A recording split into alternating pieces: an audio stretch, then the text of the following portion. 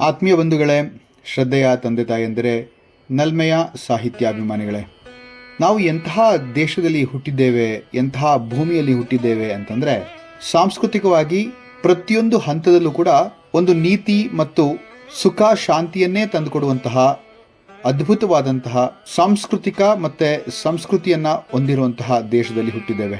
ಇಲ್ಲಿ ನಾವು ಬೆಳಗ್ಗೆ ಎದ್ದಾಗಿನಿಂದ ಹಿಡಿದು ರಾತ್ರಿ ಮಲಗುವವರೆಗೆ ಕೂಡ ಅನೇಕ ಕಾಮ್ಯ ಕರ್ಮಗಳನ್ನು ಮಾಡ್ತೇವೆ. ಆದರೆ ಅದನ್ನು ಪ್ರಾರಂಭಿಸುವುದಕ್ಕೆ ಮುಂಚಿತವಾಗಿ ಒಂದಷ್ಟು ಶ್ಲೋಕಗಳನ್ನು ನಮ್ಮ ಗುರು ಹಿರಿಯರು ನಮಗೋಸ್ಕರ ಬಿಟ್ಟು ಹೋಗಿದ್ದಾರೆ. ಆ ಶ್ಲೋಕಗಳನ್ನು ನಾವು ದಿನನಿತ್ಯವೂ ಕೂಡ ಪಾರಾಯಣವನ್ನು ಮಾಡಿದ್ರೆ, ದಿನನಿತ್ಯ ಅದನ್ನು ಹೇಳಿಕೊಂಡ್ರೆ ಮನಸ್ಸಿಗೆ ಶಾಂತಿ, ನೆಮ್ಮದಿ, ಹಾಗೆ ಹಿಡಿದಿರುವಂತಹ ಕೆಲಸ ಸುಸೂತ್ರವಾಗಿ ನಡೆಯುತ್ತೆ ಅನ್ನೋದು ಸರ್ವಸಿದ್ಧವಾದಂತಹ ಒಂದು ಅಂಶವಾಗಿದೆ. ಈ ಒಂದು ನಿಟ್ಟಿನಲ್ಲಿ ನನ್ನ ಪುಟ್ಟ ಪ್ರಯತ್ನ ನಿಮ್ಮ ಮುಂದೆ ಬೆಳಗಿನ ಜಾವದ ಮನುಷ್ಯ ಎದ್ದಾಗಿನಿಂದ ಹಿಡಿದು ರಾತ್ರಿ ತಾನು ಮಲಗುವವರೆಗೆ ಯಾವ ಕಾರ್ಯಗಳನ್ನು ಮುಖ್ಯವಾದಂಥದ್ದು ಯಾವುದನ್ನು ಮಾಡ್ತಾನೋ ಅದಕ್ಕೆ ಸರಿ ಸಮನಾದಂತಹ ಒಂದು ಶ್ಲೋಕ, ಆ ಶ್ಲೋಕದ ಅರ್ಥವನ್ನು ಕೂಡ ಹೇಳ್ತೇನೆ. ಅದಾದ ನಂತರ ಅಷ್ಟು ಶ್ಲೋಕಗಳನ್ನು ಒಮ್ಮೆಲೆ ಹೇಳುವಂತಹ ಪ್ರಯತ್ನವನ್ನು ಮಾಡೋಣ. ಇದನ್ನು ನೀವುಗಳೆಲ್ಲರೂ ಕೂಡ ಪಠಿಸಿ ಧ್ಯಾನಿಸಿ ನಿಮ್ಮದಾಗಿಸ್ಕೊಂಡ್ರೆ ನಿಮ್ಮ ಜೀವನವೂ ಕೂಡ ಸುಸೂತ್ರ, ಶಾಂತಿ, ನೆಮ್ಮದಿಯಿಂದ ಇರುತ್ತೆ ಅನ್ನುವಂಥದ್ದು ಒಂದು ಪ್ರಬಲವಾದಂತಹ ನಂಬಿಕೆ. ಮನುಷ್ಯ ಬೆಳಗ್ಗೆ ಎದ್ದಾಗ ತಾನು ಮೊದಲು ಹಾಸಿಗೆಯಿಂದ ಕೆಳಗೆ ಇಳಿಯುವ ಮೊದಲೇ ತನ್ನ ಅಂಗೈಯನ್ನು ಉಜ್ಜಿ ಆ ಅಂಗೈಯನ್ನು ಕಣ್ಣ ಮೇಲೆ ಇಟ್ಕೊಂಡು ಹೇಳುವಂತಹ ನಿತ್ಯ ಶ್ಲೋಕ ಇದು. ಕರಾಗ್ರೆ ವಸತೆ ಲಕ್ಷ್ಮಿ, ಕರಮಧ್ಯೆ ಸರಸ್ವತಿ, ಕರಮೂಲೆ ಸ್ಥಿತೋ ಗೌರಿ, ಪ್ರಭಾತೆ ಕರದರ್ಶನಂ. ಕರಾಗ್ರೆ ವಸತೆ ಲಕ್ಷ್ಮಿ ಅಂದರೆ ನನ್ನ ಕರದ ಮೊದಲಲ್ಲಿ, ಅಗ್ರದಲ್ಲಿ, ಮೇಲೆ ಲಕ್ಷ್ಮಿ ಇದ್ದಾಳೆ, ಮಧ್ಯದಲ್ಲಿ ಸರಸ್ವತಿ ಇದ್ದಾಳೆ, ಹಾಗೆ ಮೂಲದಲ್ಲಿ ಆ ಸಾಕ್ಷಾತ್ ದೇವಿ ದುರ್ಗೆ ಇದ್ದಾಳೆ ಅಂತ. ಆದ್ದರಿಂದ ಮೊದಲು ಕೈಗಳನ್ನು ನೋಡಿ ಗೌರವದಿಂದ ದಿನವನ್ನು ಶುಭಾರಂಭವನ್ನು ಮಾಡಬೇಕು ಅಂತ ಹೇಳ್ತಾರೆ.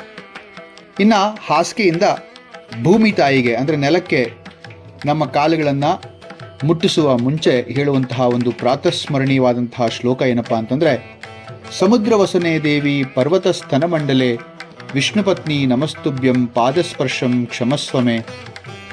ಇಲ್ಲಿ ಓ ಭೂದೇವಿ, ಸಮುದ್ರಗಳೇ ನಿನ್ನ ವಸ್ತ್ರ, ಪರ್ವತಗಳು ನಿನ್ನ ಸ್ತನ, ನಾನು ನಿನ್ನ ಮೇಲೆ ಕಾಲಿಡ್ತಾ ಇದ್ದೇನಮ್ಮ, ನನ್ನನ್ನು ಕ್ಷಮಿಸು ಅಂತ ಬೇಡ್ಕೊಳ್ಳುವಂತಹ ಒಂದು ಸುಂದರವಾದಂತಹ ಒಂದು ಪರಿಪಾಠ ನಮ್ಮ ಹಿರಿಯರು ನಮಗೆ ಹಾಕ್ಕೊಟ್ಟಿದ್ದಾರೆ. ಅದಾದ ನಂತರ ಸ್ನಾನಕ್ಕೆ ಹೊರಡೋದಕ್ಕೆ ಮುಂಚೆ ಹೇಳುವಂತಹ ಒಂದು ಶ್ಲೋಕ ಏನಪ್ಪ ಅಂತಂದರೆ, ಗಂಗೆ ಚ ಯಮುನೆ ಚೈವ ಗೋದಾವರಿ ಸರಸ್ವತಿ ನರ್ಮದೆ ಸಿಂಧು ಕಾವೇರಿ ಜಲೇಸ್ಮಿನ್ ಸನ್ನಿಧಿಂ ಕುರು ಅಂತ ಹೇಳುವಂಥದ್ದು. ಅಂದರೆ ಈ ನೀರಿನಲ್ಲಿ ಗಂಗಾ, ಯಮುನಾ, ನರ್ಮದಾ, ಗೋದಾವರಿ, ಸರಸ್ವತಿ, ಸಿಂಧು, ಕಾವೇರಿ ಅನ್ನುವಂತಹ ಸಪ್ತ ಜಾಹ್ನವಿಗಳನ್ನು ಈ ಒಂದು ಪುಣ್ಯ ಸಾನ್ನಿಧ್ಯದಲ್ಲಿ ತಂದುಕೊಂಡು ನಾನು ಆ ನೀರನ್ನು ನನ್ನ ಮೇಲೆ ಹಾಕ್ಕೊಳ್ತೇನೆ ಅಂತ ಹೇಳುವಂತಹ ಮಾತು. ಹಾಗೆಯೇ ಅಲ್ಲೂ ಒಂದು ಮಾತು ಹೇಳೋದಿದೆ, ಅಪವಿತ್ರ ಪವಿತ್ರೋರ್ವ ಸರ್ವಾಸ್ತಾಂಗತೋಪಿವ ಯತ್ಮರೇ ಪುಂಡರೀಕಾಕ್ಷಂ ಸಬಾಹ್ಯಾಂತರ ಶುಚಿಹಿ ಅಂತ ಹೇಳಿಕೊಂಡು ಆ ಸ್ನಾನವನ್ನು ಮಾಡಬೇಕು ಅನ್ನೋವಂಥದ್ದು ಕೂಡ ಇದೆ. ಅದಾದಮೇಲೆ ಬರುವಂಥದ್ದು ಭೋಜನ. ಯಾವುದೇ ಭೋಜನ ಮಾಡೋದಕ್ಕಿಂತ ಮುಂಚೆ ಹೇಳಬೇಕಾದದ್ದೇನಪ್ಪ ಅಂತಂದರೆ, ಬ್ರಹ್ಮಾರ್ಪಣಂ ಬ್ರಹ್ಮ ಹವಿರ್ ಬ್ರಹ್ಮಾಗ್ನೌ ಬ್ರಹ್ಮಣಾಹುತಂ ಬ್ರಹ್ಮೈವ ತೇನ ಗಂತವ್ಯಂ ಬ್ರಹ್ಮ ಕರ್ಮ ಸಮಾಧಿನ. ಇದು ಭಗವದ್ಗೀತೆಯ ಶ್ಲೋಕ. ಈ ಒಂದು ಶ್ಲೋಕದಲ್ಲಿ ಹೇಳುವಂಥದ್ದು ಏನಪ್ಪ ಅಂದರೆ, ಈ ಆಹಾರ ಅನ್ನ ನೀಡಿದವರು ತಿನ್ನುವಂತಹ ನಾನು ಎಲ್ಲವೂ ಕೂಡ ಬ್ರಹ್ಮಸ್ವರೂಪವೇ ಅಂತ ಹೇಳುವಂತಹ ಒಂದು ಮಾತು. ಭೋಜನಕ್ಕೆ ಮುಂಚೆ ಇನ್ನೊಂದು ಸುಂದರವಾದಂತಹ ಶ್ಲೋಕವನ್ನು ಹೇಳೋದು ಕೂಡ ಇದೆ. ಅದೇನಪ್ಪ ಅಂದರೆ ಅದನ್ನು ಶಾಂತಿ ಮಂತ್ರ ಅಂತ ಕೂಡ ಕರೀತಾರೆ. ಸಹನಾವವತು ಸಹನೌ ಭುನತ್ತು ಸಹವೀರ್ಯಂ ಕರವಾವಹೈ ತೇಜಸ್ವಿನಾವತೀತಮಸ್ತು ಮಾ ವಿದ್ವಿಷಾವಹೈ ಓಂ ಶಾಂತಿ ಶಾಂತಿ ಶಾಂತಿ ಅಂತ ಹೇಳುವಂಥ ಮಾತು. ಅದಾದ ನಂತರ ಅಧ್ಯಯನ ಆರಂಭಿಸುವುದಕ್ಕಿಂತ ಮುಂಚೆ ದೇವಿ ಸರಸ್ವತಿಯನ್ನು, ವಾಗ್ದೇವಿ ಸರಸ್ವತಿಯನ್ನು, ವಿದ್ಯಾದಿ ದೇವತೆ ಸರಸ್ವತಿಯನ್ನು ನೆನೆಸ್ಕೊಳ್ಳುವಂತಹ ಪರಿಪಾಠ ನಮ್ಮಲ್ಲಿದೆ. ಸರಸ್ವತಿ ನಮಸ್ತುಭ್ಯಂ ವರದೆ ಕಾಮರೂಪಿಣಿ ವಿದ್ಯಾರಂಭಂ ಕರಿಷ್ಯಾಮಿ ಸಿದ್ಧಿರ್ಭವತು ಮೇ ಸದಾ. ಅಂದರೆ ಅರ್ಥ ಏನಪ್ಪ ಅಂತಂದರೆ, ಸರಸ್ವತಿ ದೇವಿಯೇ ಜ್ಞಾನವನ್ನು ಆರಂಭಿಸುವಾಗ ನನ್ನಲ್ಲಿ ಯಶಸ್ಸು ಇರಲಿ ಅಂತ ಹೇಳುವಂತಹ ಒಂದು ಮಾತು. ಮಧ್ಯಾಹ್ನ ಸೂರ್ಯನ ಸ್ಮರಣೆಯನ್ನ ಮಾಡುವಂಥದ್ದು ಬಹಳ ಶ್ರೇಷ್ಠ ಮತ್ತು ಪುಣ್ಯಕರವಾದದ್ದು ಅಂತ ಹೇಳ್ತಾರೆ. ಆದಿತ್ಯಾಯ ವಿದ್ಮಹೆ ಸಹಸ್ರ ಕಿರಣಾಯ ಧೀಮಹಿ ತನ್ನೋ ಸೂರ್ಯ ಪ್ರಚೋದಯಾತ್ ಅನ್ನುವಂಥ ಗಾಯತ್ರಿಯನ್ನು ಹೇಳಬೇಕು ಅಂತ ಕೂಡ ಹೇಳ್ತಾರೆ. ಸಹಸ್ರ ಕಿರಣಗಳ ಸೂರ್ಯನನ್ನ ಧ್ಯಾನಿಸ್ತೇನೆ, ಆತನು ನಮ್ಮ ಬುದ್ಧಿಯನ್ನ ಪ್ರಕಾಶಮಾನ ಮಾಡಲಿ ಅನ್ನುವಂತಹ ಅರ್ಥ ಈ ಒಂದು ಶ್ಲೋಕದ್ದು. ಸಂಜೆ ದೀಪ ಹಾಕುವುದಕ್ಕಿಂತ ಮುಂಚೆ ದೀಪಾರಾಧನೆಯನ್ನು ಮಾಡುವಂಥದ್ದು ಕೂಡ ನಮ್ಮ ಒಂದು ಸಂಸ್ಕೃತಿಯಲ್ಲಿ ಇರುವಂತಹ ಪರಿಪಾಠ. ಶುಭಂ ಕರೋತಿ ಕಲ್ಯಾಣಂ ಆರೋಗ್ಯಂ ಧನ ಸಂಪದ ಶತ್ರುಬುದ್ಧಿ ವಿನಾಶಾಯ ದೀಪಜ್ಯೋತಿ ನಮೋಸ್ತುತೆ. ಇಲ್ಲಿ ಈ ಜ್ಯೋತಿ ಶುಭ ಆರೋಗ್ಯ ಐಶ್ವರ್ಯವನ್ನು ಕೊಡಲಿ, ಅಶುಭವನ್ನ ಮತ್ತೆ ಅಶುಭ ಬುದ್ಧಿಯನ್ನ ಓಡಿಸಲಿ, ನಾಶಪಡಿಸಲಿ ಅಂತ ಕೇಳುವಂತಹ ಒಂದು ಮಾತು. ಇನ್ನು ಅದಾದ ನಂತರ ರಾತ್ರಿ ನಿದ್ದೆಗೆ ಹೋಗುವ ಮೊದಲು ಹೇಳುವಂತಹ ಸುಂದರವಾದಂತಹ ಮಾತೇನಪ್ಪ ಅಂದರೆ, ರಾಮಸ್ಕಂದಂ ಹನುಮಂತಂ ವೈಕುಂಠಂ ಕೃಷ್ಣಂ ತದನು ಸ್ಮರಾಮಿ ನಿಶತೆ ಕಾಲೇ ಸರ್ವ ದುಃಖೋಪಶಾಂತಯೇ ಅಂತ ಹೇಳುವಂತಹ ಒಂದು ಮಾತು. ರಾತ್ರಿ ಮಲಗುವಾಗ ಶ್ರೀರಾಮ ಹನುಮಂತನ ಶಕ್ತಿ, ವಿಷ್ಣು ಮತ್ತು ಕೃಷ್ಣರನ್ನ ಸ್ಮರಿಸುತ್ತೇನೆ, ಮನಸ್ಸಿಗೆ ಶಾಂತಿ ದೊರಕಲಿ ಅಂತ ಹೇಳುವಂಥದ್ದು ಕೂಡ ಇದೆ. ರಾಮಸ್ಕಂದಂ ಹನುಮಂತಂ ವೈನತೇಯೋ ರುಕೋದರಂ ಶಯನೇನಾತಿ ಸ್ಮರೇ ನಿತ್ಯಂ ದುಸ್ವಪ್ನಂ ತಶ್ಯ ನಾಶತಿ ಅಂತ ಹೇಳುವಂತಹ ಮಾತು ಕೂಡ ಇನ್ನೊಂದಿದೆ. ನಿದ್ರೆಗೆ ಮುಂಚಿನ ಅಂತಿಮ ಶ್ಲೋಕ ಏನಪ್ಪಾ ಅಂದರೆ, ಕಾಯೇನ ವಾಚ ಮನಸೇಂದ್ರಿಯೇರ್ವಾ ಬುದ್ಧ್ಯಾತ್ಮನಾಮ ಪ್ರಕೃತೆ ಸ್ವಭಾವಾತ್ ಕರೋಮಿ ಯದ್ಯ ಸಕಲಂ ಪರಸ್ಮೈ ನಾರಾಯಣಾಯೇತಿ ಸಮರ್ಪಯಾಮಿ ಅಂತ ಹೇಳುವಂತಹ ಒಂದು ಸುಂದರ ಶ್ಲೋಕ ಕೂಡ ಇದೆ ಅಂತ ಹೇಳ್ಬೋದು. ಹೀಗೆ ಈ ಅಷ್ಟು ಶ್ಲೋಕಗಳನ್ನು ಮತ್ತೊಮ್ಮೆ ಕೇಳುವಂತಹ ಪ್ರಯತ್ನವನ್ನು ಮಾಡೋಣ.